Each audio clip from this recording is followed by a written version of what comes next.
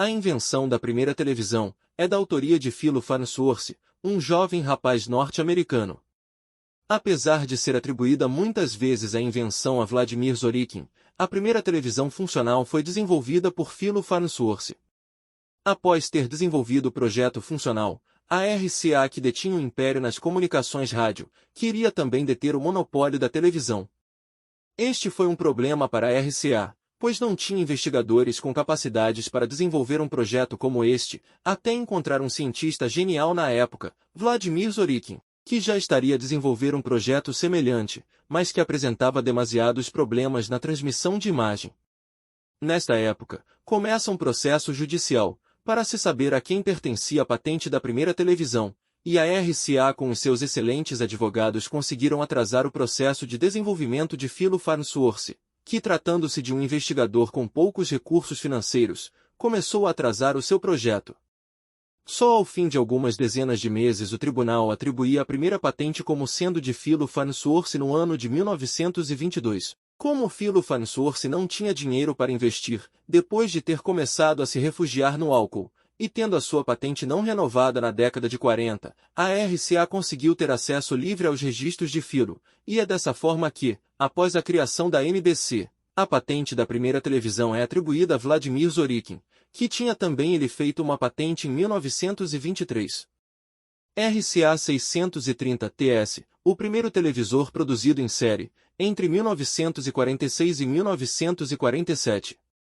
Televisor da década de 1950. Televisor da Brown, 1958. Televisor da década de 1960.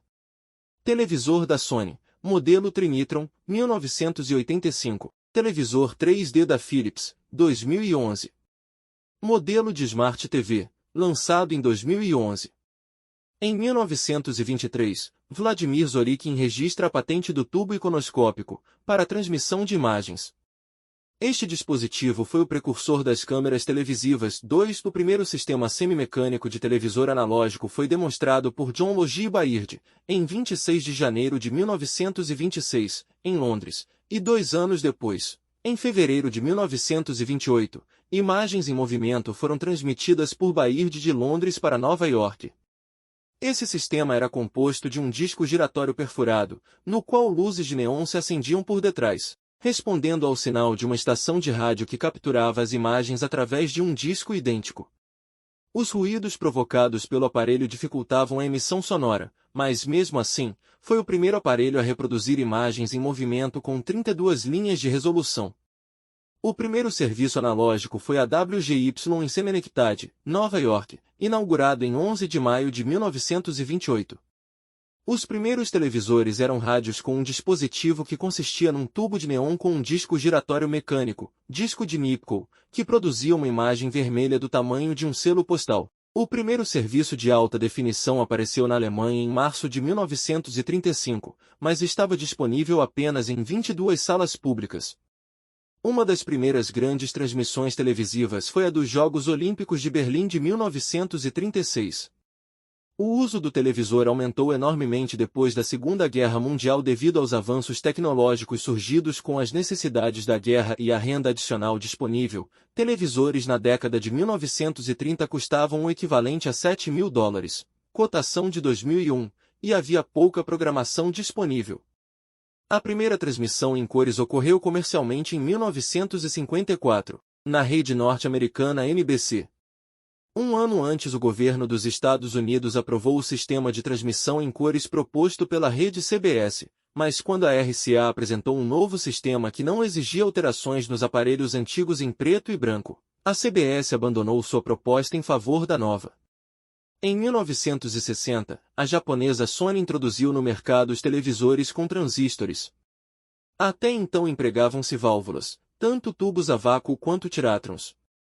O satélite Telstar transmitia os sinais através do Oceano Atlântico. A miniaturização chegou em 1979 quando a Matsushita registrou a patente do televisor de bolso com tela plana. Tendo início na década de 1920, o televisor moderno evoluiu ao longo das décadas e divide-se em 3 tendências distintas. Aparelhos televisores, somente, sistemas integrados com aparelhos de DVD ou videogame, montados no próprio televisor, geralmente modelos menores com telas até 17 polegadas, pois a ideia é ter um sistema portátil completo. Sistemas independentes com tela grande, monitor de vídeo, rádio, sistema de som, para o usuário montar as peças como um home theater. Este sistema interessa aos videófilos e cinéfilos que preferem componentes que podem ser trocados separadamente. Televisores multimídia interativos, com acesso à internet.